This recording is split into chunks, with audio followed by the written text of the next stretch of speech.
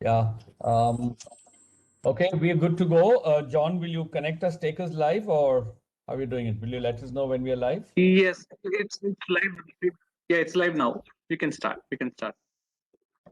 Thank you. Thank you, John. Thank you so much. Thank you, panelists. Good evening, ladies and gentlemen, joining us on this conference. Let me introduce you to the last session today. My name is Vishwanathan, and I have the honor of coordinating this session. The subject of the session, you people who've been through a long day, the subject of this last session comes down to focusing on productivity and saying how do we enhance productivity within this emerging digital ecosystem. During the various technical sessions, you looked at various aspects of the emerging digital ecosystem and what it means for our business. And in this session, we will focus on productivity. We'll focus on the technologies that are almost becoming de facto as we go along. We'd like to conduct this session in certain small sections in order to take us through this very important subject. We want to start with the first section on trying to explain and understand what are these new productivity standards that are emerging. Could it be COVID? Could it be pre-COVID, post-COVID? What are these productivity standards emerging in the Indian market? Go on to a second section on what could be driving this. This is the very important section. It addresses the questions on what are the new age technologies that are integral to digital supply chains and how do they work and how do they drive efficiency and productivity going forward. Moving to a third section, therefore, on what are the competencies required. Are they becoming de facto? Are they becoming, part of our daily rigor? Focus in on understanding what are these new competencies that each of us has to skill ourselves on and our organizations. And as we go towards the end of the session, we will try and connect all of this together to see what does it mean for us as business, either using a current usage, a current example, or putting together the various aspects that we hear during the next 1 hour. We'll try and holistically put it together to give it sense. This is the kind of format that I look forward to coordinating. I do hope you sit back, enjoy the show. We have a wonderful set of panelists. So let me first of all start by introducing the wonderful panel that I have with your permission. I'll start with Lalita Agarwal. She is the National Process Head for Last Mile at Big Basket. Over 15 years of experience in shared services and in e-commerce, focusing on systems implementation, process improvement, innovation, go-to-market strategy design. And we know that through the pandemic, players in e-commerce have really led the field in many, many aspects of innovation and service delivery. We really look forward to hearing from you, Lalita. Thank you so much for taking time and joining us today. Our second panelist, Ishan Singh Bedi, to use the thing, is the CEO of an organization called Synchronized Supply Systems Limited. He's the founder of Synchronized. It's been operational until 2007. Currently, not only the chief CEO, he's also the chief mentor. He comes with over 14 years of experience in logistics and putting it to good use in this organization. Synchronized under his leadership has been on a fast growth path, is now a major player in the domestic supply chain and logistics system. Ishan himself is focused on strengthening, the way I understand it, strengthening client partnership on one side, as well as developing the evolving business model on the other side. It would be very interesting to listen to Ishan. Thank you, Ishan. Thank you for taking time out. Thank you for joining us today. Moving to Welcome. Moving to the third member of our panel, Mr. Govind Thirumalai. He is the Global Chief Technology Officer for TVS Supply Chain Solutions. TVS themselves are the leaders in supply chain in India. And Mr. Govind Thirumalai comes with a huge amount of experience and passion. The way I read it, he's passionate about being in the forefront of technology. And I thought that was very interesting to read. We look forward to hearing from him. He personally holds 3 patents, 2 copyrights in his name. He is He's fundamentally a technology leader with a lot of expertise in many areas, including enterprise product development, SaaS offerings, embedded artificial intelligence, machine learning. We've seen so many relevant aspects of his experience and passion here. Mr. Govind, thank you, sir. Thank you for joining us. We look forward to hearing from you today. Um, Going to our fourth panelist, and I told you we have a star-studded panel, Mr. Pankaj Bhargava. Mr. Pankaj Bhargava is currently President Procurement at Pidilite. And in the conversation with him, I realized that the position he held before this was CIO at Pidilite. So the width of experience that he brings to the table is very large. A vast experience in business management, supply chain, procurement, IT, all the aspects that are relevant not only for a business, but all the aspects that are very relevant for us today. Therefore, vast experience in manufacturing, in FMCG segment, in the retail segment. So here we have a panelist who comes with so much of industry experience that we look forward to hearing from you. Thank you, Pankaj. Thank you so much. Thanks for joining us. Let me introduce Mr. Saurabh Jain, partner supply chain at PwC. PwC is a knowledge partner for so much of supply chain transformation going around for so many various organizations. That is great to have Mr. Jain with us. Saurabh, thank you. Thank you for taking time out. He basically advises clients across various sectors, consumers, products, industrial products, or automotives, e-commerce. Reading about Mr. Saurabh Jain shows the width of experience he brings to the table. He says that he's here to help build future-ready supply chain. I thought that was very indicative, in a very short manner, put across everything that we are trying to achieve of making our supply chain future ready. He's also, what I found very interesting, he's also focused on developing the next generation strategy to execute capability, which means it's not just on paper, it's not just a strategy sheet, it's strategy to execution, handling the whole width of responsibility. Sounded interesting. And how are you going to do it? He says he does it through innovation and collaboration in areas of digital and analytics. Saurav, thank you so much. Thanks for joining us. We look forward to your interaction with us. Moving on to Dr. John, do I have an interference? Okay, moving on to Dr. Sodhi. Dr. Sodhi, thank you, sir. Thank you for joining us. He is the professor, CIO, and a senior vice president at Amity Education. So we have, he's got 30 years of experience in leading, in developing, and in using IT in order to deliver focused business results. So here we have a person who's a practitioner. You can look him as an academic, and we look forward to your wide experience adding value to our deliberations. He's got a passion for research and innovation.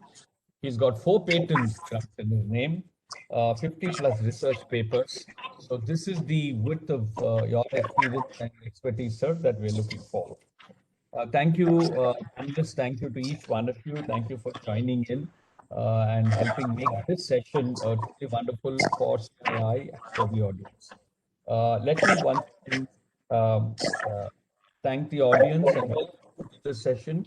We have a very diverse panel, as you noticed, very rich in knowledge and experience.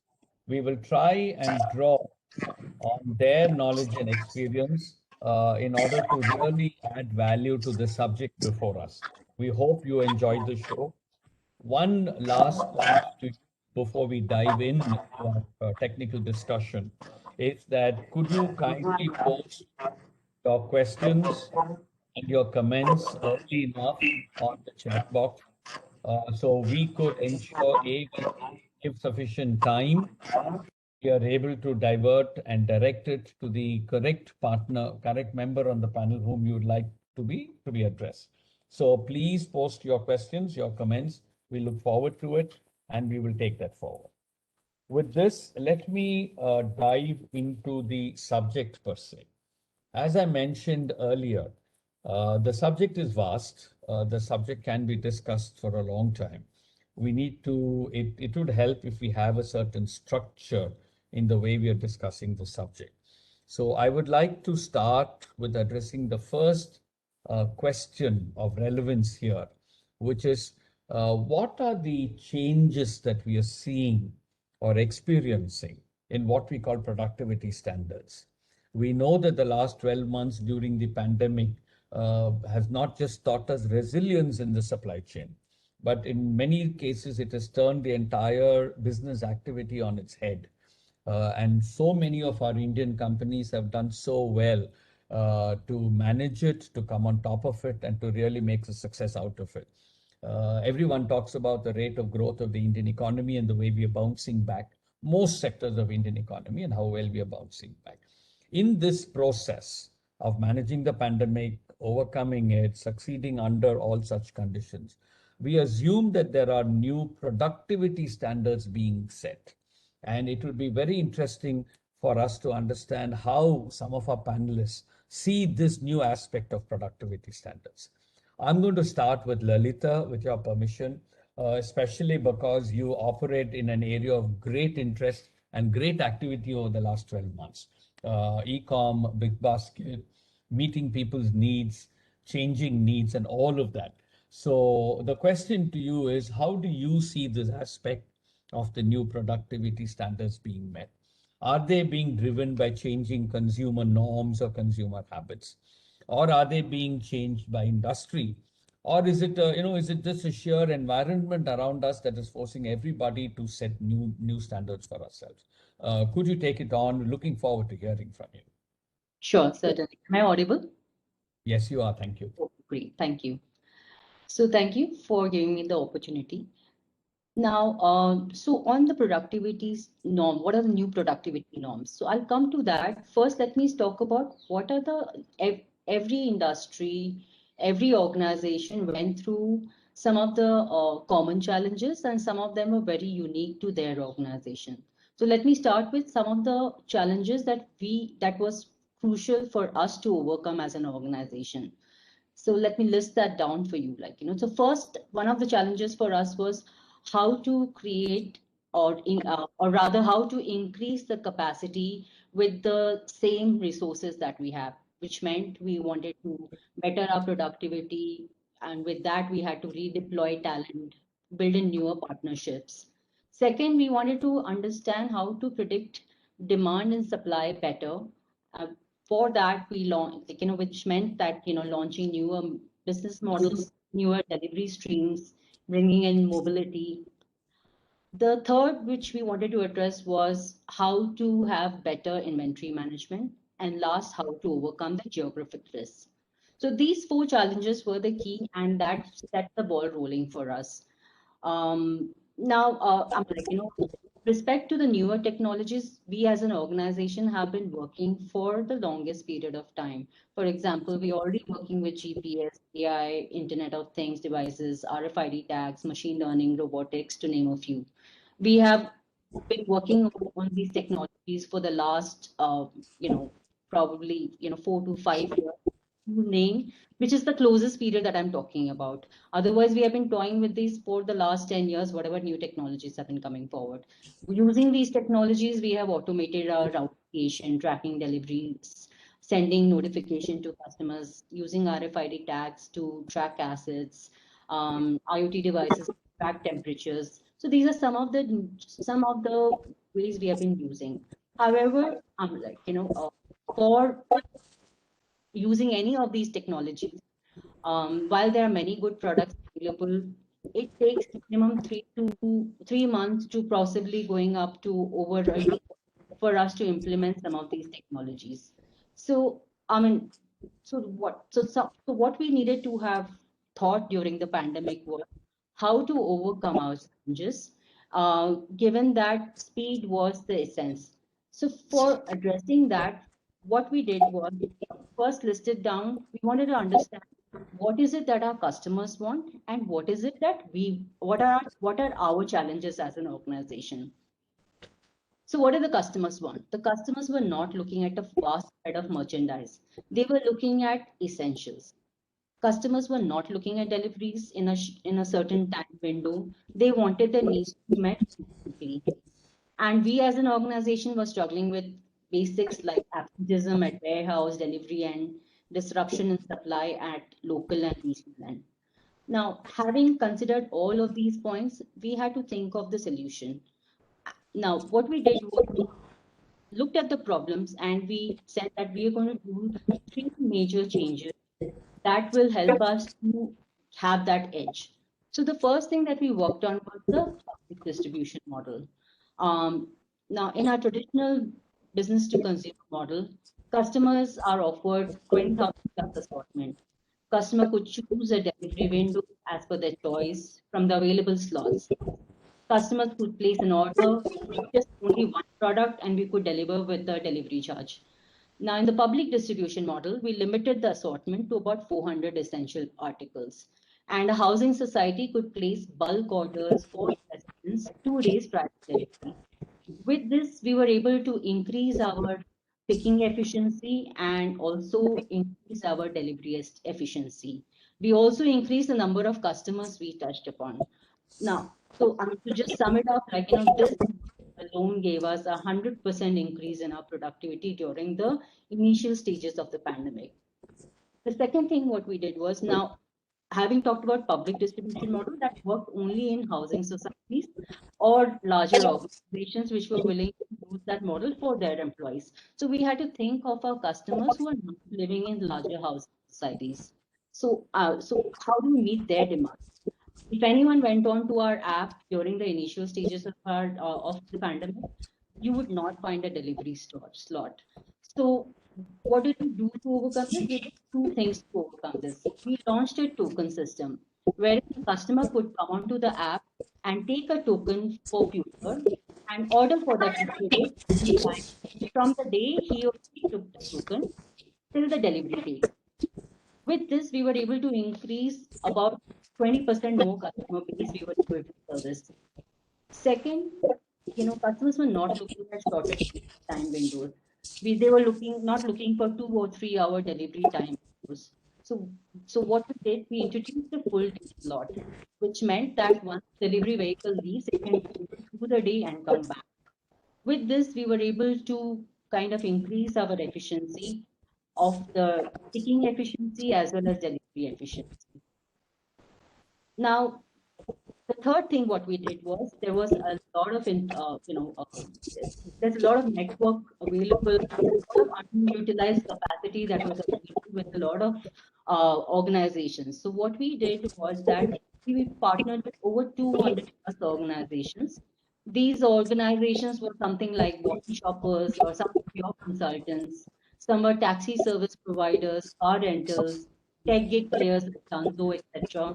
So with all of this, we were able to increase our capacity by over 50%. Now, to sum it all, we had a very flexible network framework and processes, which we only needed to have tweaked to give the aforesaid result. But more than that, we solutionize based on the problem and not solutionize and then find what problem it would fit in. With this, we were able to increase our productivity, and this has become a new norm. So if there is ever a situation where we need to kind of use some of these frameworks in the future, we are ready for that. And of course, having a very flexible system, we are able to come what may the situation, we will be able to come up with any kind of solution. Yes, Thank you. Thank you. Yeah, I think we always look forward to hearing from people like e-commerce, especially, who took care of all our needs during the lockdown. There we were, who couldn't go out to buy our daily needs, and suddenly we were so much more dependent than the norm, and the rate at which we demanded service from you surely had to result in productivity improvements. It's great hearing from you. Thank you, Lalita. I want to take another side of the pandemic area, which also appears and still continues to put pressure, which is on education. Suddenly schools are shut down, right from schools to colleges to everything else. education has gone online. So I was talking to to Doctor earlier, saying that it's very interesting to find out is it productivity, is it something else, and how has the educational business, so to speak, or the service, so to speak, how have they adapted? Dr. Sodhi would looking forward to hearing from you on the same subject. What are the new productivity standards, or in your case, is it a different word you would use as far as education is concerned? So looking forward to hearing that. Good afternoon to all. Thank you so much, CII team, for inviting me here. I am feeling absolutely honored and privileged to be a part of this esteemed panel. Thank you so much. COVID-19, as we all know, has given us unprecedented impact. Almost all domains have faced disruptions. All countries are still taking near wartime measures, and we all have witnessed a global slowdown. There are changes in processes, there are changes in operating business models, our work culture, our life, they all are changing with a rapid speed. Why? Because there's a lot of confluence of data, there's a automation, and there are new emerging technologies. In last 1 year, we heard a new words like quarantine. But in today's digital world, no one is quarantined or no one is in isolation, as we are just in a physical isolation. We are connected digitally, and even this physical connection is just a temporary suspended. I feel this digitization has increased economic productivity. It has made more of the world within reach. It has allowed everyone to participate in this global economy. The way use of mobile had brought changes in rural sector a few years back. Similarly, live streaming in education domain is a remarkable innovation of this 20th century. I believe that the from this pandemic is that technology must be leveraged in a substantial measure to mitigate this impact. In fact, this disruption should be viewed for learning and opportunity to adopt new feature technology. It must be considered as an incentive to adopt this design to work faster and smarter. Tasks which were earlier managed by human get sea changing technology brings ease, flexibility, and a faster speed. Doing a use of technology and adopting this digital platform, it has helped us as an MIT group to sail in this pandemic time. We brought 1.75 lakh students on online digital platform with 48 hours of time. We use this digital platform for online classes, group meetings, for interactions, for guest speakers, for webinars. We have conducted around 5,000 plus webinars from the industry expert in this last 1 year, and even organized culture and youth forum activities also on this digital platform. In fact, we brought, all organization activities on this digital platform. IT team has done much research, and we found new tools integrated with Moodle platform and H5P tools on digital platform to make it more interactive for collaborative learning and engaging, making it more engaging for the students. The objective was only to give a digital power to our students, teachers, and all other users, so that they can do everything, interactions, classes, everything what they used to do in physical classes. Even they should do much more than that. I feel that the way we can see the brightness of the star in the dark is only in the darkest night. Same, you can see some of the very fantastic things happening in our country and in our life. A lot of innovation we can see in our daily life. We are innovating, we are collaborating, we are increasing our capabilities to come out of this difficult time. And that actually is the power of this pandemic. I think the way we need to dig the foundation to have a taller building, same way this disaster is calling for a new beginning. That's what I believe. Thank you. Thank you, Doctor. Thank you so much. Govind, I want to turn to you and I want to direct you towards the second question, frankly, which is the main thing on what is driving productivity standards within the digital ecosystem. Uh, Clearly, the examples that we are hearing is more than just the Indian jugaad capability of managing under constraints. Clearly, we have done more than just manage the famous phrase of the Indian jugaad. I like this point that no one is quarantined in a digital world and have people really taken advantage of it. So, what are the new age technologies that are so integral to a digital supply chain? How do you see them emerging? Can we hear from you, sir? So first of all, thanks a lot. Um, you're muted, Govind. Sorry, you're just yeah, that's perfect. That's perfect. Sorry. First of all, thank you guys for giving me an opportunity to talk in this forum, as well as be with this highly accomplished set of panelists. So first of all, thanks a lot. Couple of things, right? I think once I just want to touch upon what Dr. Sodhi said, and as well as what Lalita was saying, right? So few things, right? While we are talking about overall productivity, correct? And of the ecosystem, then every part has to scale in that particular ecosystem. So that's when what happens is, while we can do all of the Indian jugaad, right? Ultimately, what happens is there are some business critical applications or products which everyone uses, which is also has to be there, right? You just cannot bypass this. But I think they can do all kinds of, for example, I think I heard great stories what Lalita was saying that, hey, look, we have put something, we have increased all of them, but then that comes that, hey, how scalable my technology is, right? So if you look at the ecosystem or the platform, which is very, very widely used, you need to have something which will scale as well. So just to kind of like highlight some of these, right? One of the biggest challenges lot of supply chain goes through, and I think we kind of like took care of that, is, while the technology has grown, right? And a lot of compute power has come to the edge devices, which means that, you can actually, when Lalita said that I can get more people in because of the fact that, I can connect more devices to the system very easily, right? But then comes your enterprise applications. It has to talk to your enterprise. Your platform has to talk to the enterprise application on one side to make sure that is updated. On the other side, you need to have your operational system, what you're running your operations on, to be scaling. First thing, right? I'm just saying this pandemic has kind of brought something which is new business models, new things, which new way of doing business, which means those things have to scale. So coming back to it, right?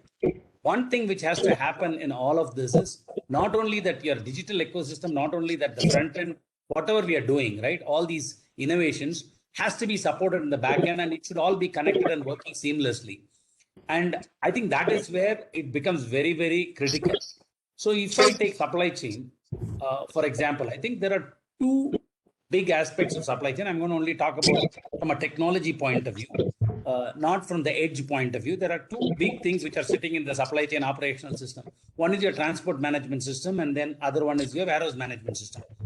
And if you take, right, everyone has their own supply chains, right? I'm just saying every supply chain is actually different in their own ways, from your, last mile, which is what Lalita was mentioning, to, for example, you have your first mile slightly different, and then you have your line haul. So all of these have and steel supply chain, right? Then you have another dimension of steel supply chain is different from commodity, supply chain from FMCG, so FMCD. So I think all of them have their own nuances. So what has happened is, if I look at the industry as such, is you still have traditionally old systems, right? I'm just saying that, I had a lot of experience with Oracle, right? Before I moved into the supply chain industry. What I see is SAP, Oracle, and all of them, they are in a situation of saying that, I have something which is already there existing. Now I will make sure that the edge devices alone can basically be supported to the newer technologies, one way of approaching things. But then that can go only some way, right? I'm just saying that when the scalability and everything else comes. So at least at TVS, I think we invested in a company called White Data Systems very early, 3 years back, and we basically built our own transport management system as well as a warehouse management system, which is kind of like in line with the modern architecture principles, which means that not only that, you know, we basically build, something which will suit the modern architecture, which will scale, as well as kind of like support all of these, which Lalita was mentioning, and, then things Dr. Sodhi was mentioning. So we should be able to support it. And that is one of the things which we worked upon, right? Which means that every place, every part in the ecosystem has to do, and sometimes some has to be redeveloped. The good news where we were is we were, operating things, but we didn't have the, invested in big systems. So I think it was easy for a company like TVS SCS to actually go and build it. Whereas for other companies, it was very, it may not be as easy, right? I'm just saying to build their own products and then develop this, and will it be world class, right? Another thing.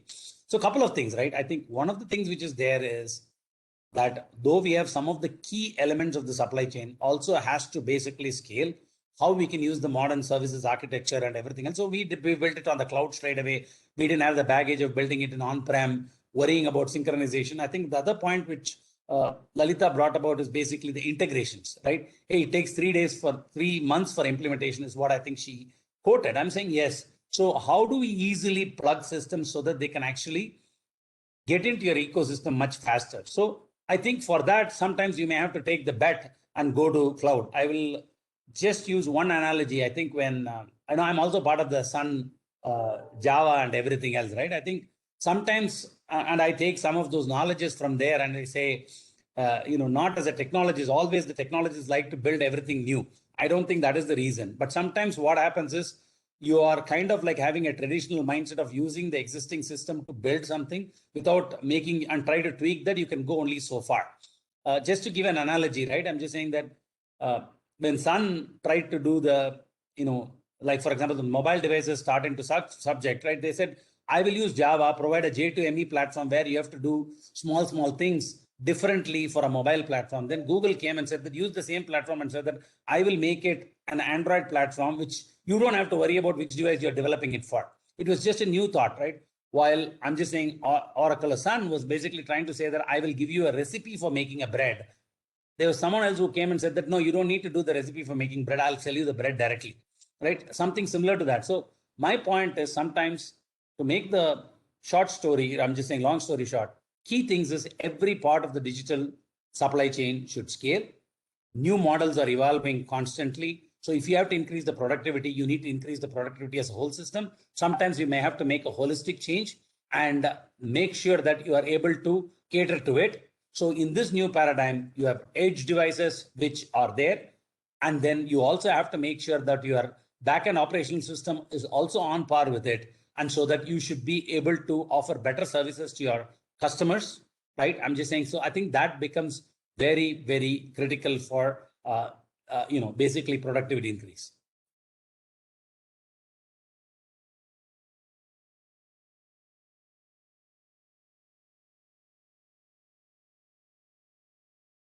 I think you're speaking on mute, Vishnath.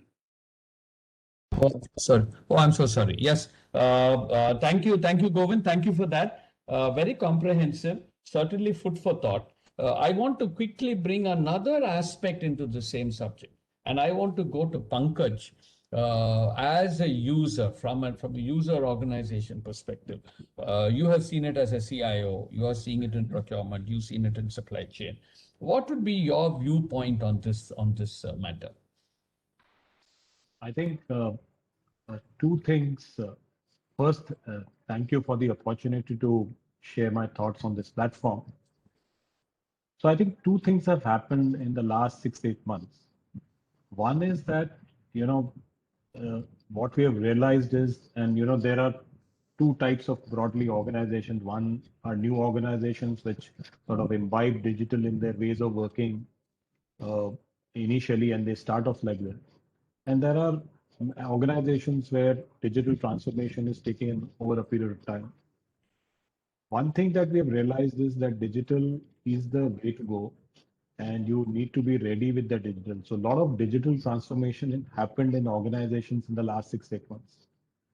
So that's one observation. Second is that when in organizations, when we look at driving new age technologies, we used to take incremental steps, and we used to say that we have enough time to sort of experiment, see the usage, and then take a call.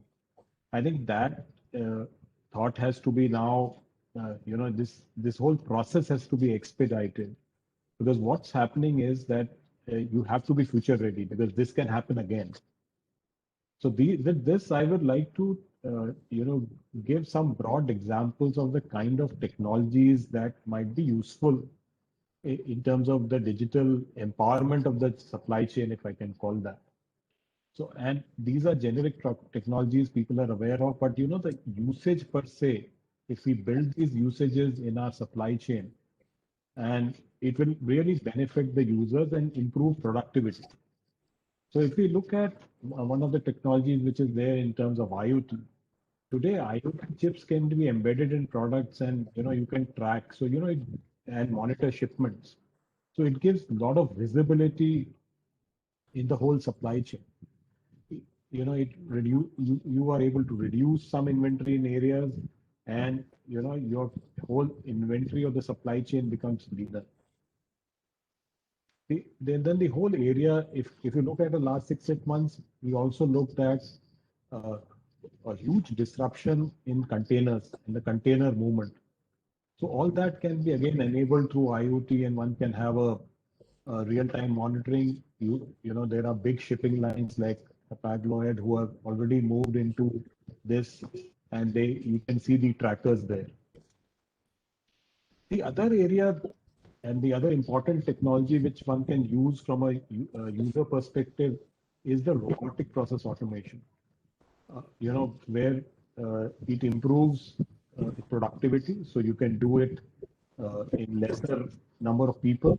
It also improves accuracy in, say, a custom declaration, bill of lading, and other paperwork. So again, this technology can be used to improve productivity, as you can free up people to do more other tasks which are more important. As Lalita earlier mentioned, you had to, within the same resources, you had to increase productivity. So this is how you go about it. The third area is about using analytics, and this is quite important. And in a lot of organizations we used to run pilots, but the important learning here is about using data rather than for managing exceptions, looking at how do we prevent issues. So it is about managing the future, not the present. So this becomes again an important area of usage. One of the technologies where I am quite excited, and which is still in the development stage, is the blockchain technology, where the whole ongoing pilots on the shippers, freight forwarders, sharing the milestone information, it really makes it integral to the whole shipping process. So it could make shipping faster, cheaper, and maybe more efficient. The only thing today is that it is still in the development stage, and we might need common standards, but still there are big like IBM and Musk doing some joint venture which might help in this, but this is something which is quite exciting. And just to give you more examples of how things are evolving in the world, there is a whole freight marketplace that is coming up in terms of freight forwarders. You have Uber Freight coming in US and Europe. Amazon is at the cutting edge of technology, so you can use drones as part of Prime Air, or you can use robotics in terms of Pegasus, which sort of sort goods in warehouses. So it's all about using technology to drive productivity, whether you use autonomous delivery vehicles or you use wearables in the warehouse, where you use wearables with augmented reality, which improves the picking efficiency. So I think these are the examples where the user per se would be helped, and the productivity would be improved from in various areas. But just to conclude on this, I think as organizations we need to run pilots on these where we are not using today, and be future ready quickly, actually. Thank you, Pankaj. Yes, on have to be future ready for sure, improving visibility for sure. You're also saying on one side that incremental steps are no longer enough, if I read you correctly, that we need to be expediting a lot of our transformational techniques. And while companies are looking at digital transformation, and it is happening all over the place, how quickly can we run pilots, and how quickly can we expedite? Uh, the subject on blockchain, I'm going to park it aside and come back to the panelists later because it is something that is of great interest. So we'll come back to it later.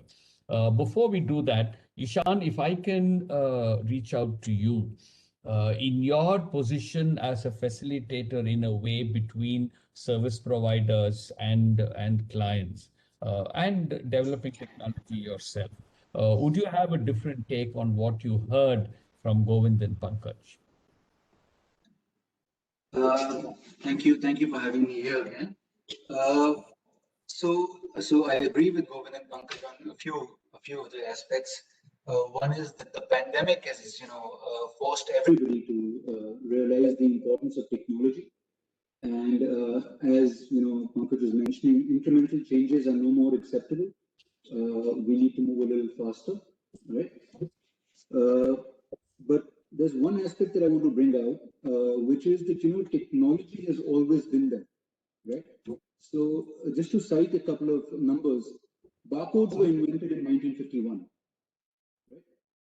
RFID was invented in 1983, right? And these are basic technologies.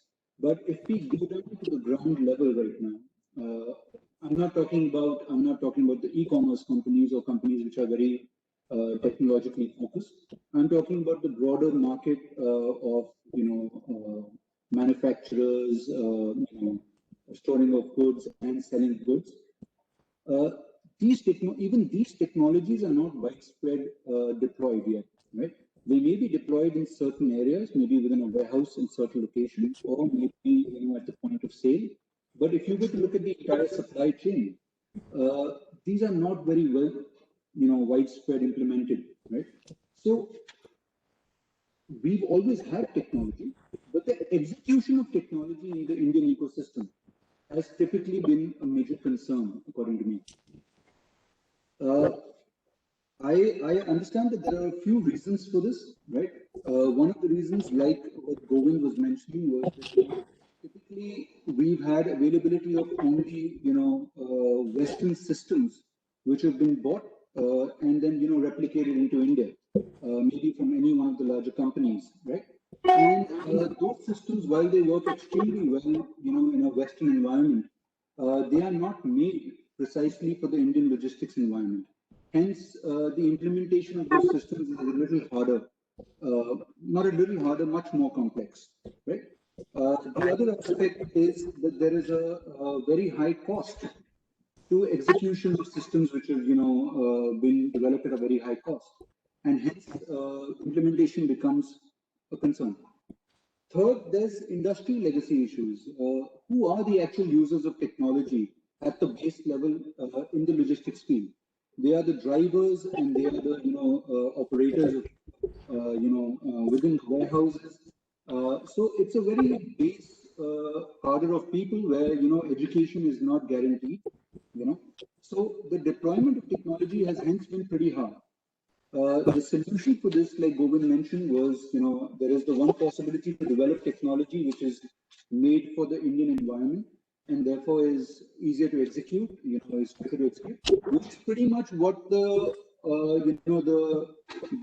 startups, the technology startups are doing, which is basically coming up with technology which is built for the Indian ecosystem, right? And that that mechanism then allows us to adopt technology a little faster. Right? One of the things that I wanted to add was that technology is we often look at technology within the purview of our own firms, our own companies, but implementing technology within our own company is not necessarily enough, because our supply chains are a mix of our companies along with our service providers who work with our suppliers, who work with the variety. So there is a need to be able to build technology and have technology that or at least have service providers which are working at the same level of technology that we are, right? And what this does is this allows us to integrate technology, and then that's where the experience starts becoming seamless.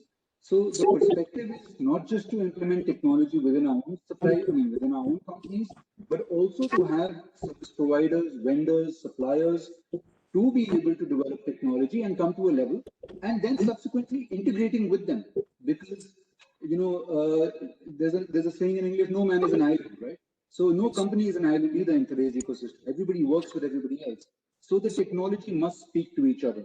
And going forward, the standard that's going to be set is that there's going to be technology, players there are going to be service providers with technology out there, and it's going to be a network of supply chains where all the supply chains are speaking to each other, all the customers, all the vendors, all the companies are speaking to each other on the technology level, and that's how we see the future going forward.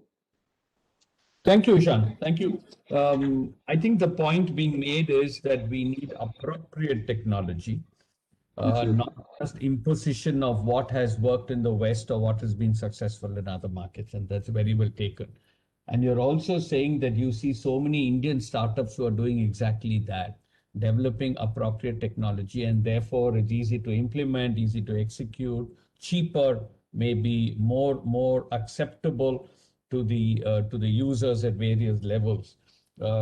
And your point that the full ecosystem has to implement. It cannot be just a mother company or one company in it, and that the full ecosystem up and down the ladder has to be implemented. And you are possibly seeing a network of all of these put together before we actually get the full thing.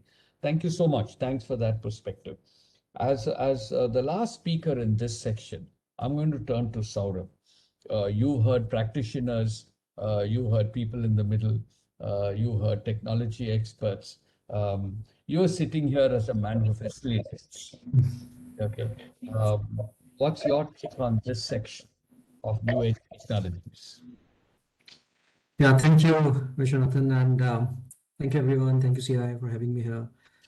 Certainly great thoughts shared by all my fellow panelists so far, and could really see the hands-on experience of having tackled the difficult last 1 year by each one of the panelists. And I would say a lot of new ideas, innovation, collaboration, and a lot of, I'm sure, newer things that happened in the last 1 year with all of us.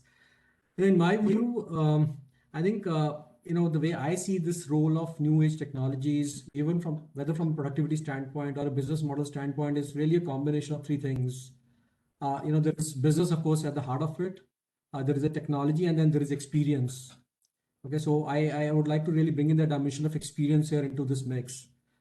Business, yes, like was spoken by about Lalita, about their business, clearly e-commerce, there are certain expectations and there are certain ways, that business is driven. So clearly, whatever technology we are looking to implement, whatever changes we are looking to make, has to be in line with the business needs. Technology, whether it's blockchain, I have seen numerous examples of blockchain now being taken up for proof of concept. There are pharma companies who are looking at track and trace using blockchain, running pilots, RPA being used extensively in several functions, whether it's finance function, whether it's supply chain transactions, number of places where RPA is facilitating huge amount of productivity gains. There is Internet of Things, which is around physical movement, how you could really, embed and track and trace, visibility, collaboration. All of that is really happening from a technology standpoint. And I think the great news is the cost of technology has gone down tremendously over the last few years. The whole business case issue around technology, to my mind, has gone out of the window. What I even tell my clients is that I think, there are companies who've made a headway on their digital transformation journey a few years back. So they obviously were much better prepared during the pandemic itself. Their adaptability to the requirements and issues was much better and much faster and much agile. While companies who started late, I'm telling them that there's no better time than to start now. Go for it. Don't worry about the business case. The payback period, the way I see it is typically less than 1 year, unless you're going for a very large platform, very large enterprise system, etc. Then yes, it could be longer. But there are a number of startups in India itself, whether we talk about a TMS or a WMS, we talk about planning systems, we talk about procurement systems, direct, indirect. There are a number of startups in India who are willing to work with you on a very variabilized cost model, get them on board, run with the, those digital use cases. So that's really the technology part of it, the business, the technology. To my mind, I think one of the most critical dimension on top of these two is experience, which is X factor or whatever you may call it. And when we talk about experience, it's just for everyone involved, whether it's for the employees in the organization who are going to be using these technologies, and they will always look at it in terms of what's in it for me, what am I going to gain out of it? Is it productivity? Is it being able to work at the comfort of home, like the way you're working in office, being as productive or even more productive while tackling your day-to-day responsibilities at home as well. So, or it's for your customers, who obviously now at the click of a button have a huge amount of visibility of where the product is in the overall logistics value chain. They can plan, they can do things as per the arrival of the product. The distributors can also see it. The wholesalers can see it in an FMCG kind of value chain. So that visibility is very real time. Or it could be other stakeholders, which could be your vendors, vendor partners, and beyond, kind of ecosystem. I think this whole X factor, the experience factor, I think to my mind is really the key for the success of any of these initiatives. Yes, technologies are available, costs possibly not a big issue these days. Business, yes, we know the business priorities. We need to know the problem to be able to really pinpoint the solution. But ultimately, if you're not able to improve the X factor or the human experience involved across the various set of stakeholders, I think some of these things will come and go and they will not sustain. So I think to my mind, that's really one of the key drivers or key focus areas that I would definitely like to talk about. And therefore, when you talk about productivity, the ultimate gains will only happen then when humans adapt to these technologies, like fish adapts to water, right? We all have taken to video calls as if we were doing this way of working for the last 15 years. I mean, it doesn't seem new that we adapted to it in the last 6, 9, 10 months, right? Yeah. So I think that's really the human X factor, and I think the productivity gains would automatically follow if we do it like that. I think very, very, very relevant. And this thing about the experience or the X factor that you talked about, very, very relevant. Having taken all these learnings from here, I want to move to the next question, which is the people issue, as to what are these new age competencies there for, that as an organization we need to build, or in our members, or as individuals in the ecosystem we need to build in ourselves, to make ourselves successful and also to make our organization successful. Let me come back to you, Ishan, and I'm actually connecting back to what you were saying earlier.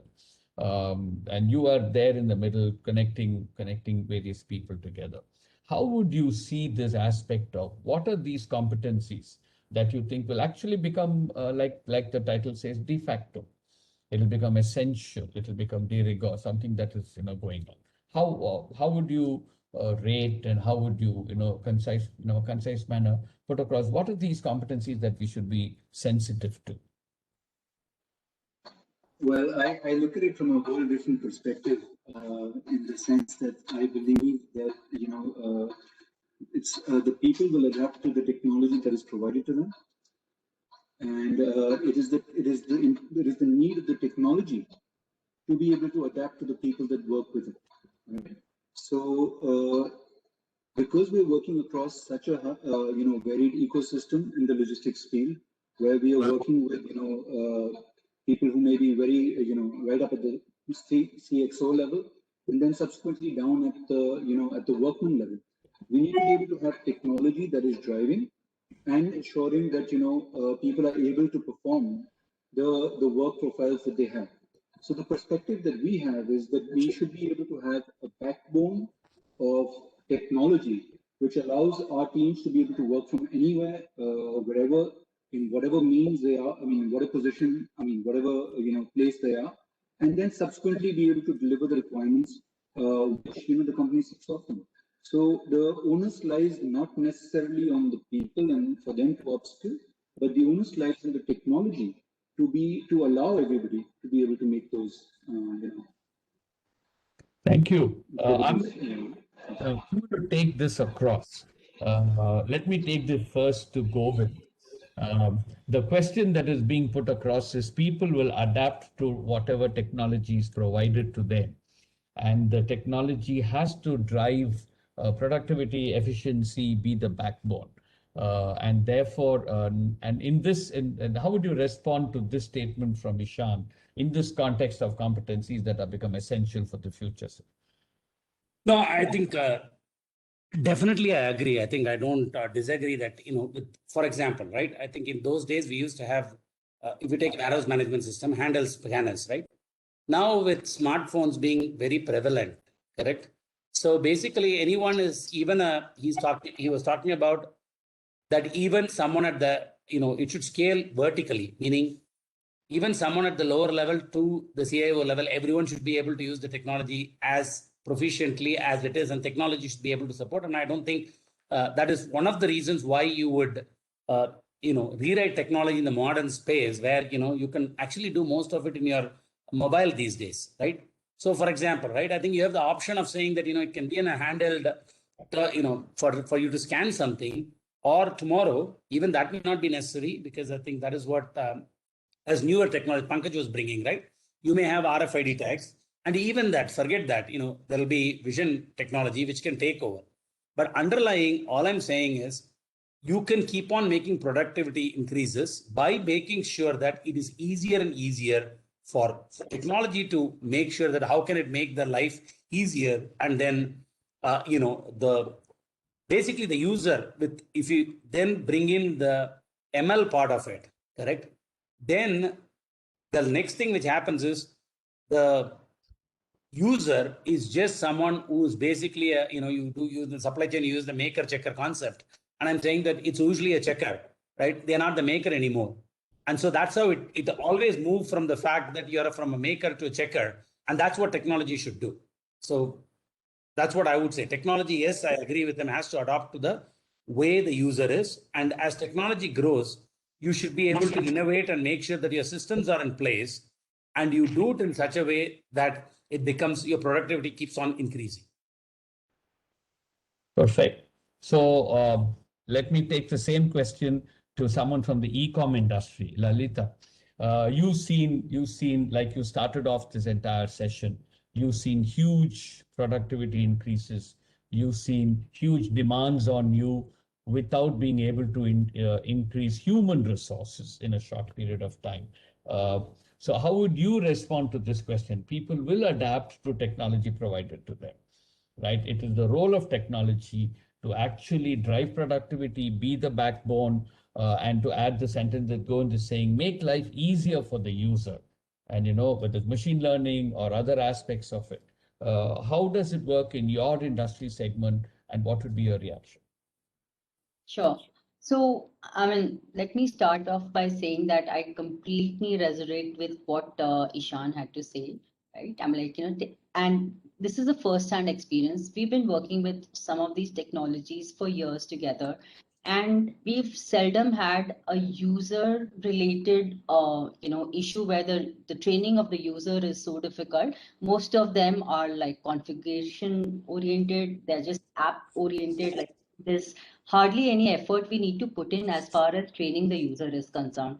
I think, the reason why some of the deployments longer is, as Govind mentioned, our systems need to be scalable, our systems need to be integrated, and that's where we are also at this moment in time, phase for our organization, where we're building our systems to be scalable and to the next form, taking us to the next level, as well as for us to be able to work with some of these newer technologies like blockchain and augmented reality. So some of these technologies that we haven't been really working very, we've just done some very small pilots, and we need to build our technology for our backend for that. So, I think I am in complete sync, and as a first-hand user, I could only say that that is exactly the way the service provides. The product owners are building the products to make it user-friendly for the end user. So we're getting a lot of positive vibes of the relevance and the way it is being applied in India. But I want to go into the manufacturing industry, and I want to go to Pankaj. Having been seen the CIO bit, seeing supply chain, seeing procurement, where you have your ecosystem of vendors and partners who have to support your growth. How does it work in that part, in that world, where you might have large vendors, small vendors, SMEs, many people in the system, and the whole ecosystem has to come up to a certain level to ensure overall efficiency of what we are trying to achieve? What would be your perspective, Pankaj?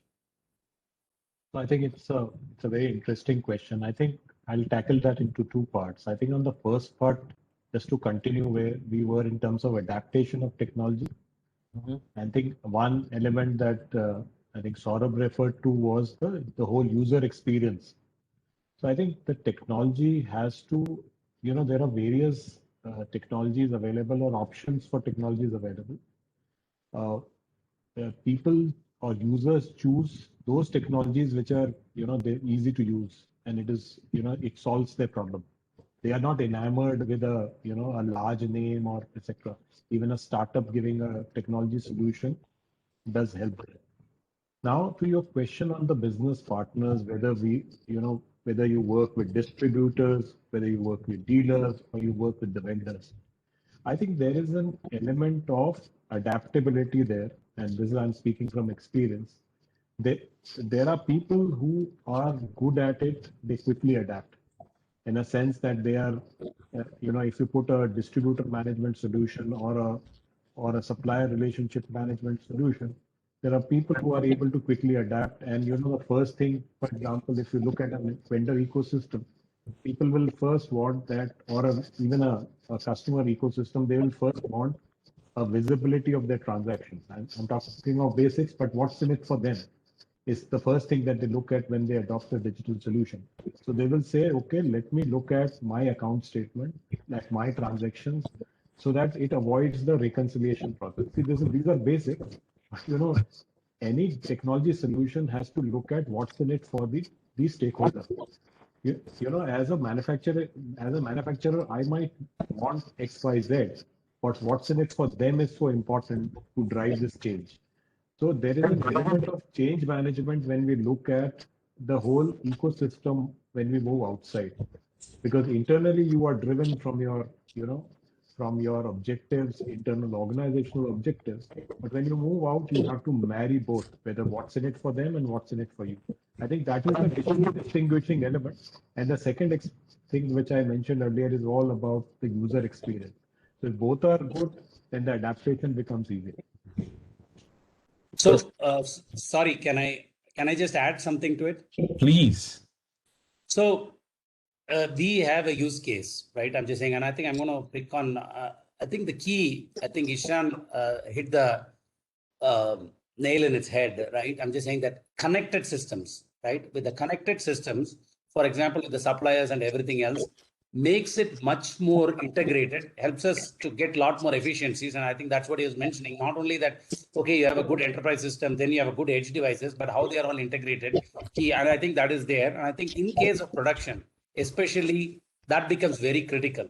I'll just give you an example of where we've been just providing software as a service for Metal One, which is one of the biggest steel aggregators in Japan, right? And I think they supply to Maruti, where in this production kind of manufacturing, right? I'm saying they have these rods which come from basically sheets which come from metal sheets, come from either India or abroad, or a lot of them, and then they get finished into pipes and then to finished goods. Now the key is as and when things are being utilized, right? I'm not saying just in time, but I'm saying that based on it, we don't have to store a lot of inventory.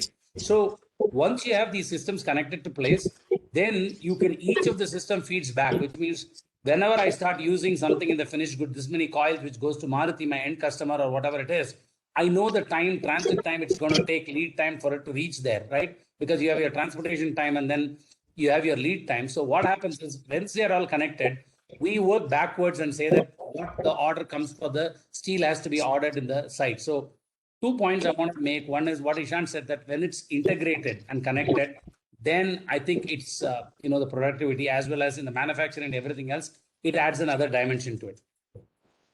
Perfect, sir. I want to touch on the academic side. I know this is quite a detailed explanation. We are seeing a lot of consensus, but we are also seeing various aspects. Dr. Sodhi, how would you react to the discussion going on on the need for new competencies, on the aspects of competencies. If they are adaptable and the users will accept it. The fact that they have to be connected systems, otherwise you don't get the holistic benefit. And therefore, from your perspective, what did this do to you, and how do you see the ecosystem around you? You know, we all agree to one point that our future world will have lot of technologies in our daily life. Implantable devices, tech gadgets, they are all going to work on a live streaming, and they are all going to produce a zettabyte of data. You know, learning is powering these kind of next generation computing platform. And I believe this, even deep learning could create a more economic value than the internet in the future. You know, streaming technology in instant delivering videos, audios, and games, and they are reshaping human being habits also. You know, industrial automation, robotic systems, they are increasing productivity, they are empowering us. 3D printing is revolutionizing manufacturing by shifting power to designers, and they are creating products which are with less waste. You know, autonomous ride hailing is already becoming a very cost-effective new business model. Drone technology, on the other front, is further improving to be used as an autonomous flight for delivering and various products, and even for the cheaper air taxi. Artificial intelligence, discussed by many other panelists, they are becoming a next generation DNA sequencing to becoming more healthcare, better system. Digital wallets, mobile payments, they are already extending even to the rural sector. I think it has become the driver for success of all the modern businesses. It has become indispensable. It has even become a very crucial and for even small businesses in this highly competitive age. Our small mobile has become a handheld supercomputer. It is enabling us to give lot of information and lot of knowledge at our fingertips. Now, future will be an information-rich society. Next generation machine learning analytics, visualization tools to predict patterns, virtual reality platform, they are all going us to empower us with a lot of correct information. But, very important but here, it is important for us to use this available information for the welfare of our society. I think digital solutions or technology platform alone cannot be sufficient, because trust remains essential for the success of any business. Human trusted interaction and personal relationship, they will remain key for any business. Robots and AI, I'm sorry, even being an AI CIO, I'm saying that robots and AI cannot replace human judgment. Because human judgment based on creativity, it has created empathy. There are some meaningful decisions. So we must use this digital and human capabilities to achieve success. I think this pandemic has shown all of us a other part of the story, which is a humanity and empathy. In a few decades of time, when we will become little older, we'll talk about this pandemic time. I think let us all remember that we should have some good stories, how actually usefully, meaningfully we have passed on this time. Let us have something good to share. I think this is a time where we can innovatively build a better society. That's what I believe. Dr. Sodhi, the point is very well taken. Are we becoming redundant as human beings? Are we being replaced? I'm going to take this conversation back to Ishan. He started the ball rolling, saying that people will adapt to technologies. Technologies have to make life easier. You heard various versions of it, Ishan. Even though fundamentally there is a consensus riding through all the discussions. How would you react to the reactions that you got to the statement, to the value additions got to the statement? Is everything striking a chord? Is something not striking a chord? No, everything is striking a chord. What Dr. Sadi said, of course, will absolutely hold true. Machines will never replace humans, and that's a belief I have. So no two ways about that. What Mr. Pankaj also said, I wanted to add that what's in it for me is typically what all technology solution providers, anybody who's developing technology, that's what they're basically thinking about. Because what they're thinking about is, if I have to get a user on board, he has to know, what's in it for me, and therefore you may have to sometimes build a wide, a huge mechanism, right? So to give you a small example, we have, driving partners on a fleet of trucks, and we've had to build a huge, performance measurement mechanism at the back, just so that they would open the app, So they get to see what is the reward that they get. And therefore, like what Mr. Pankaj was saying, what's in it for me? And that's the reason they start, opening the app. And then subsequently, we'll be able to build on that. And that's how the engagement is, now mature. But the perspective remains that, yes, I totally agree with what everybody else has added. What, Govind also said, what Lalita said, so everything, yes. It makes total sense. Dr. Sen, thank you for that wonderful conversation. I'm hoping it resonates with all the 200 plus people listening to us. I want to try and step back and take a holistic picture on this. We talked about what are the changes in the productivity standards that are happening, maybe forced on us, maybe we are doing it in order to take advantage of the situation. We heard some wonderful points on that, either from e-com at one end or it's academics on the other end. We looked at what are these technologies that are driving. We got a lot of inputs on what are these technologies driving, leading automatically into what are these competencies that are going to drive. I'm going to now turn to Saurav, our key man, as let's say, as a person who's advising so many people, balancing company demands, investments, results required, quick versus long-term investment. Do I take short steps or do I jump into the well full scale?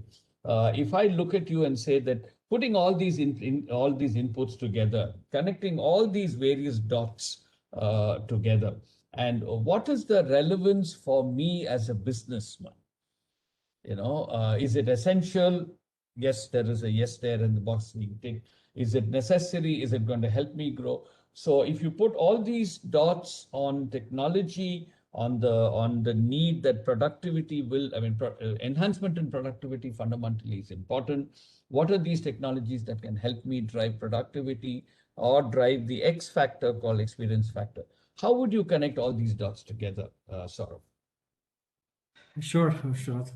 Thank you. And some great thoughts did come through in the last set of conversation as well. And I also completely resonate with what was all being said. Just sharing some perspective here on possibly one of our PwC's recent survey, actually, where we did, and it was a global survey across more than some 35 countries. And it was about connected and autonomous supply chain ecosystem 2025. And some of the key messages that came out of it was that this whole aspect of connected and autonomous supply chain. I'm adding a new dimension, autonomous supply chain as well to connected supply chain. I think it's a reality. It's not something which is really going to happen much beyond and much later. It's already happening.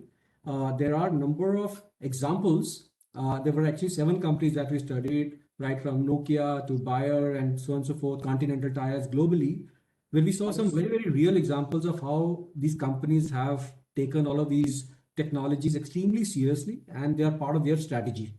And they are part of strategy when I say they have already started seeing benefits. Just to cite certain numbers there, and these are global numbers, of course. For India, these numbers are a little varied, but the payback period for any of these initiatives at a global level is somewhere between 1 to 1.5 years.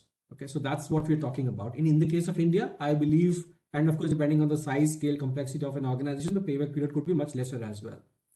Second is, when we talk about productivity, ultimately, what are we talking about? We're talking about the impact any of these technologies would have on my top line or bottom line, right? Ultimately, that's what it all translates to.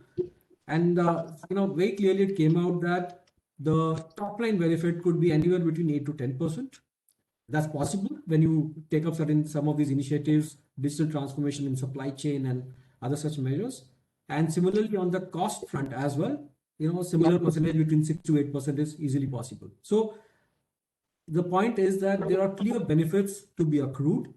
As I mentioned earlier, the business case question to my mind is just a bureaucratic process to be followed in an organization. We should not get submerged under that and therefore delay the cause or delay the initiatives. Don't get into that trap is what I recommend everyone.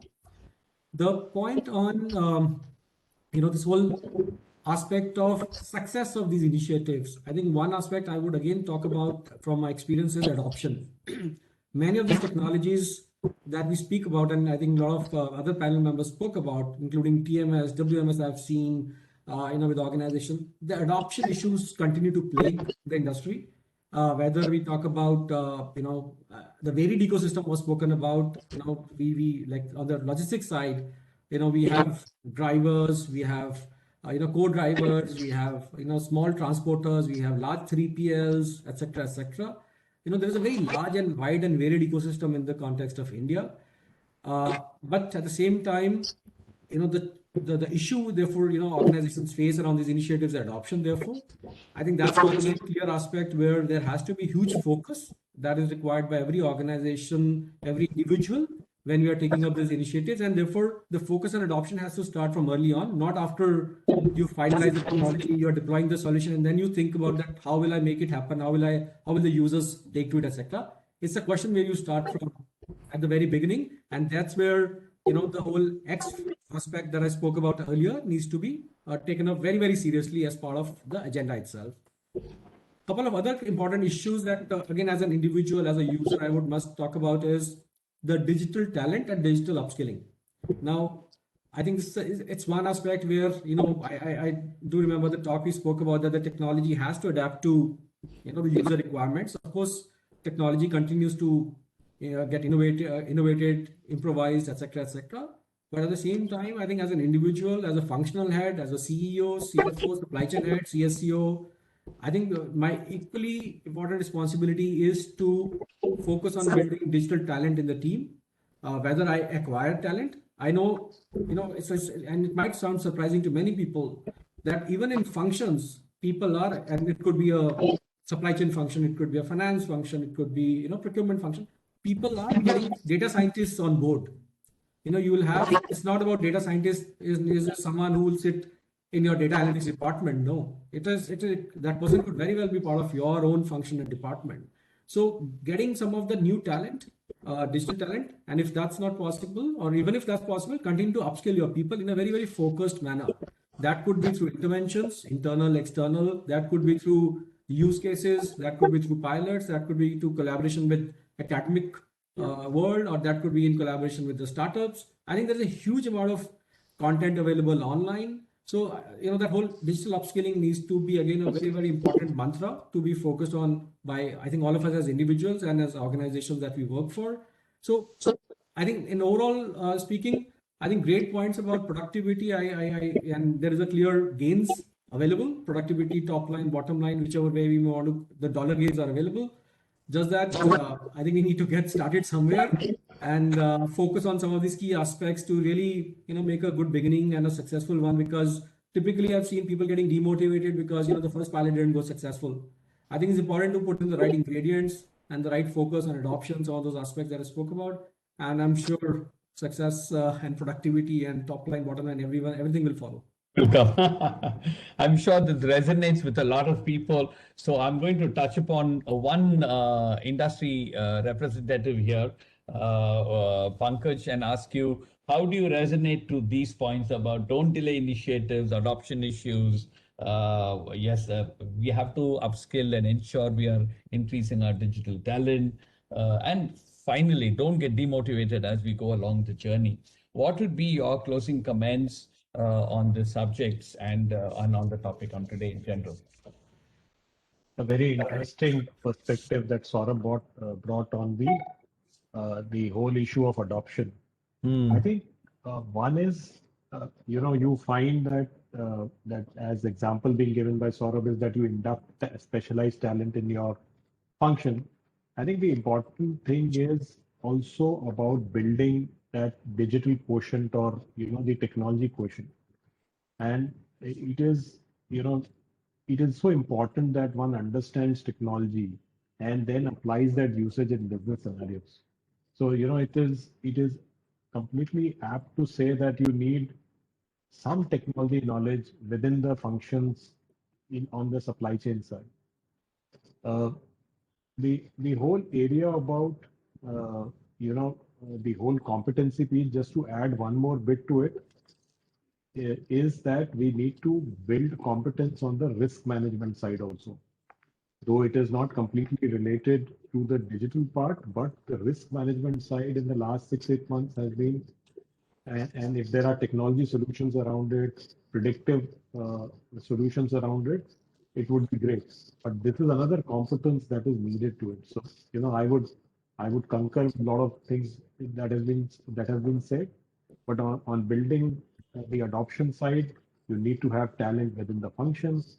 You need to, if the talent is not available, either you get it or you build that over a period of time, experiment a lot, because failures would happen and you work with a lot of startups. There are brilliant startups in India, and they can really help you. For sure. Thank you. Thank you, Pankaj. Yes, building that digital quotient and the new aspect of risk management. Yes, thank you so much for bringing it. I'm going to another practicing organization. Lalita, I'm coming back to you. Someone who's experienced this explosive growth and this situation, needing such a digital backbone. How would you respond to this particular conversation as closing comments on what about the digital quotient? What about having to upskill people? Any other aspects that you think need to be covered? What would be your closing comments on this? So I'm going to talk, so I'll give the perspective from a business user. I mean, so I'll not touch upon the technology side of it. First of all, I'll address it from a business user perspective. Yeah. So I think Saurabh has nicely put it that, one, assess your ROI and understand the, in terms of by when you kind of get the, by when you break even on that investment. Understand some of the other aspects of it, like, what are your organizations, policies with respect to capital expenditure, or whether you want it to be a, monthly rental mode. To understand some of those aspects of it and see how any technology you will be able to plug into your organization. And alongside, while you're figuring out that, work with the technology, understand from the technology side of it, whether that's a plug and play or whether there is work required from your internal technology perspective. And any kind of, I would say, your pilots do take its own course of time, and very nicely put, do not get demotivated by it. First-hand experience. We've done several pilots, and I would say that, only about 20% of it is goes to market. That is on the higher side, is what I could say. Like, some of the pieces in the supply chain that we, especially in the warehousing aspect, there are many technologies that we have, like many products, many technologies that we try to implement, and what goes to market is probably less than. So again, last mile is probably the piece where is more sorted and more better in the market.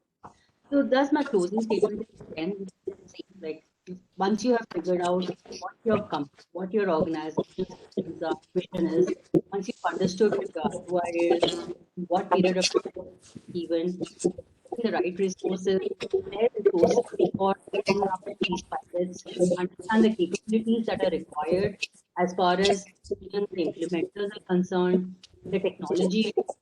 What are the kind of resources that are built? We have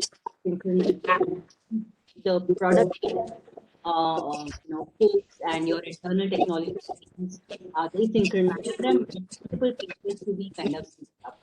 Once you've done that, and build a sustainable supply chain. Now here comes a new angle called sustainable supply chain, and that's possibly a topic for another day. Yes. I'm going to now take this to Govind. As passionate on technology, as a person who's supporting organizations achieve this, you listen to Pankaj, you listen to Lalita. How would you respond, and what would be your closing comments? No, I think first of all, I think what Saurabh brought was a good thing, right? I think adoption is going to be a challenge, right? Because there are two aspects of it, right? I'm just saying that there are various people on the ground. Do not, first of all, it should not be seen as something else to basically eliminate them, but making them more efficient, correct? I think that is the key message. The second thing is you should have the benefits usually are articulated at the top.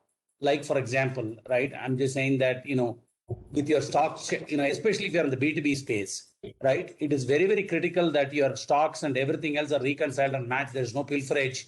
So those things are very, very important, right? If you take legacy organization, generally these things happen and then no one on the ground knows what is happening, right? So technology, the more benefits are stacked up at the top of the management chain rather than at the bottom. So I think the key aspect of it is what Saurabh brought is adoption.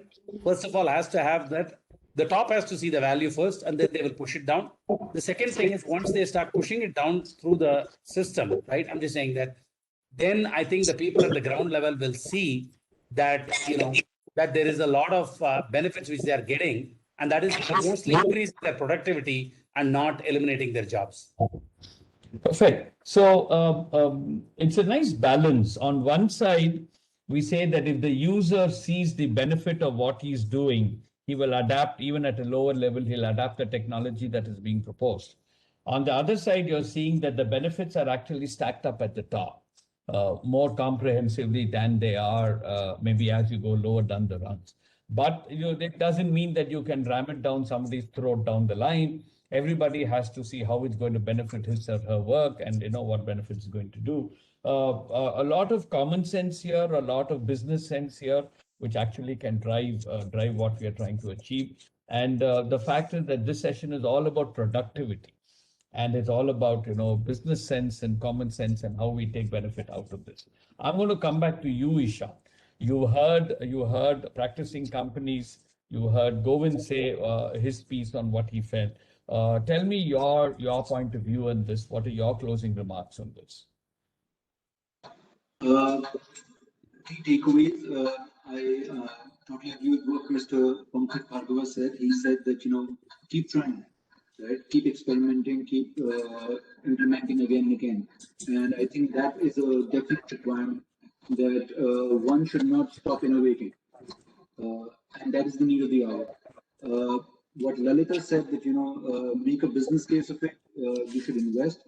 I think, that should be done. That statement should be taken on steroids in the sense that you should definitely be investing in technology. If there's one thing you should be investing on, it should be on technology. And no matter if you fail or succeed, you should do it again. Because you will figure it out and you will get better at it. And it will subsequently result in the benefits that, Saurabh was also saying. What Mr. Govind was saying is, that, the benefits are at the top. Here, I'd like to add that, there is a need to balance the benefits. This is a bit between what Mr. Pankaj was saying and what, Govind was saying, that, a user will always look at it and say, what's in it for me, right?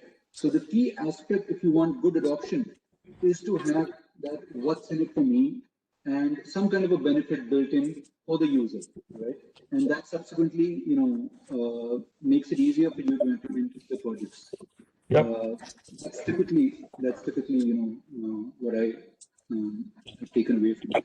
Thank you, Isha. Dr. Sodhi, you are grooming people to enter this industry. You're retraining people in the industry.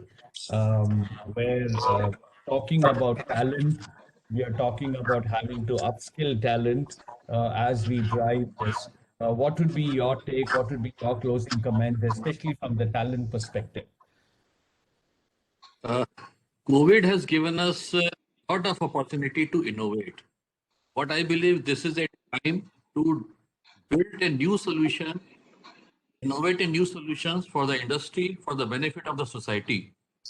So a closing comment, let us do good things. Let us plan to die with memories, not with dreams. Thank you. Thank you so much. Thank you, panelists. I mean, it was wonderful to hear the way it was being articulated and the kind of consensus that we are able to build. We have another 10 minutes. And if I can drop a question on blockchain, which came up from one of the initial panelists, specifically on blockchain, and I want to start with Govind. Yes, it has to develop. Is it really, can it really be a key part of our DNA going forward? Do you see a great advantage in this? Could you enlighten us on the subject of blockchain per se? See, I think see the point is it depends on where the organization is before you can actually leverage the power of blockchain. I think to get to Ishan's point on connected systems, right? See, in a supply chain, I think the use case for blockchain is the best because transactions are happening at different parts of the system, right? But today, if you take India, for whatever said, right, I'm just saying that the reality is we don't even have a connected system today, which means that, you know what, suppliers to, you know, for example, the end, we are trying to integrate systems together today, right? I'm just saying that. So the integrated system itself will give you a benefit. But the point is then, do you trust the integration, right? Is what the next thing. And that's when blockchain comes into, right? So it's a two-step process, which means that today, even in India, even blockchain will definitely be helpful. But I'm just saying that before we do that, right, we would have leapfrogged if you get directly to blockchain and, you know, said that, hey, look, rather than integrating systems, because I've not integrated. But I'm saying that the challenge in this industry, what I've seen is, basically, people are even scared of the first thing of integrating my system with your system. They'll say, no, I will just drop my files into a, you know, I'll have a very decoupled integration. I don't trust you to integrate. Like, I want my physical processes integrated, right? But I'm saying, but I don't want my systems integrated. So yes, blockchain will be very useful in this thing, but I think the selling of the blockchain is going to be a very hard sell in this industry at this point of time. So agreed, sir. Integration is a problem.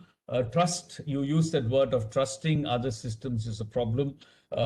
We hear the good and the bad about it. Let me take that point forward and say that Pankaj, as a person working within an organization, this question of integrating systems first before we go to blockchain exists. How would you comment on this aspect of trust and this aspect of how openly we can integrate various systems? See, it's an important point, but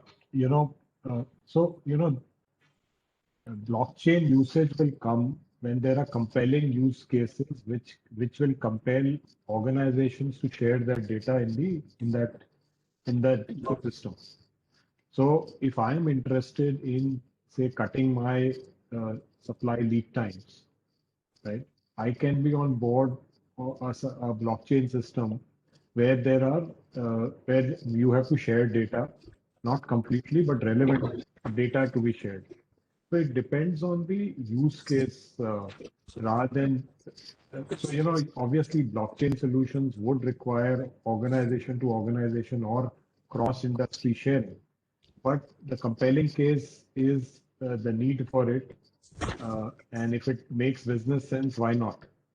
But it is. But the important thing is that the partner with whom you are sharing and the standards on which you are sharing have to be very robust, and the partners have to have integrity. So, Ishan, coming to you, do you see what should I say, constraints in this aspect? Having integrity of partners, ability to share, protecting at the same time sharing. How would you see that? Well, we see how we see it is we see that there are all kinds of customers out there right now, we had some customers who have readily integrated with us, and we're not talking about proprietary technology, we're talking about basic technology needed to, run, warehousing operation or a distribution operation, aspects such as that. Then on the other end of the spectrum, we have, customers who are not willing to do it. And that's pretty much the normal course, right? There will always be some early adopters, and then, when, like Pankaj said, there's robust use cases, there will be, an increase in the adoption of the technology, whether it is blockchain or whether it is trust-based sharing of data through APIs. All of that will happen. We are happy that it started in India. We would, wish it to happen a little quicker, but we are comfortable with the pace that it is currently taking. We have a few minutes left. So as we come to the close of this session, I'm going to come back to Saurabh. Not so much on blockchain. It goes deeper. It gets more basic. It's about integration of systems. It's about safety of systems. What would be your take? What's happening in industry? How do we see the future? Yeah, no, thanks, Vishwanathan. So the way, again, we are looking at is that, we talk about supply chain. So one is this whole aspect of connected supply chain, as we've been talking about.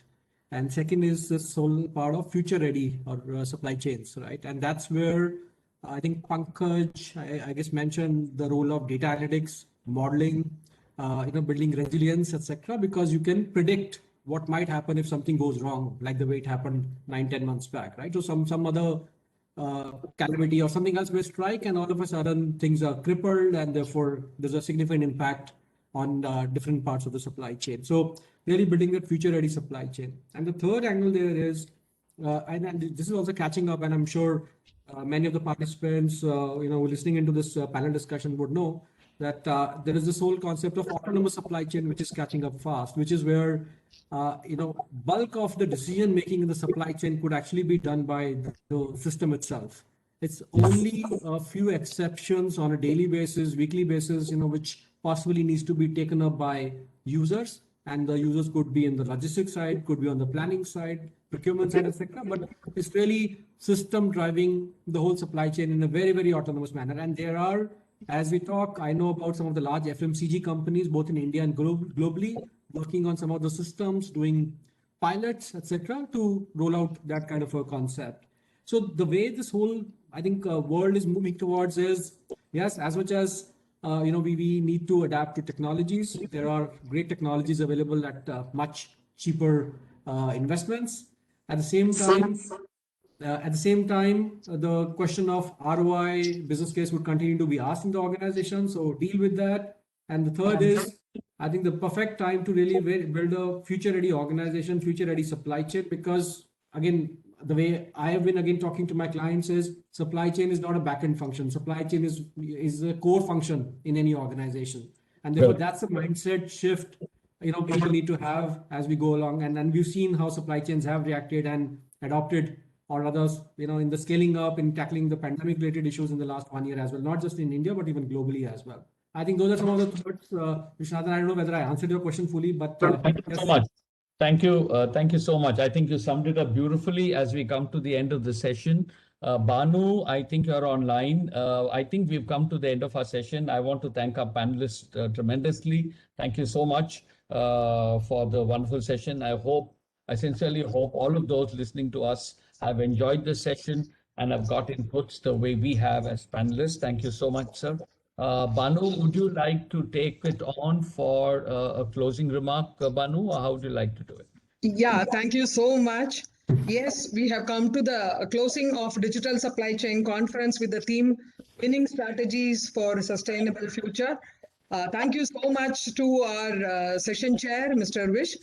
And thanks to Dr. Sodhi from Amity University, a partner of a prestigious and popular initiative of CII Institute of Logistics, which is a CII school of logistics, and Mr. Govind Thirumalai from TVS, Ishan from Synchronize, Lalita from Big Basket, Pankaj from Pidilite, and Mr. Saurabh Jain from PwC. Thank you one and all. And also taking this opportunity, would like to thank the session chairman and the panel of speakers since morning. It was no doubt a wonderful day, thought-provoking day, meaningful day. Really 500 people have registered for this conference, and they are all connected with the CII Hive platform. All the products and services of the sponsors are all in the display for another 2 months. I request every one of you who are there to visit the products and services of the sponsors at your convenient time. Also, I would like to thank the sponsors, TVS Supply Chain Solution, Armstrong Limited, and Buma Group. So not the least, thank the audience for making our interactive session meaningful session. Thank you one and all. Thank you so much. Thank you, Banu. Thank you very much. Thank you. Thank you. Thank you, Dr. Vishnu. Thank you. Thank you. Thank you so much, Vishwanathan. Thank you. Thank you. Thank you, sir. Thank you all. Thank you. Pleasure, sir. Good. You got only your group, Banu. Yes, thank you so much. Okay. Really, it was a wonderful session. Yeah, the subject was quite anyway. Interesting. So Yeah. well, yeah. Yeah. Thank you, Banu. Thank you. Thank you. My pleasure. Thank you. Thank you, John. Thank you, Sham. Thank you, everybody. I am going now.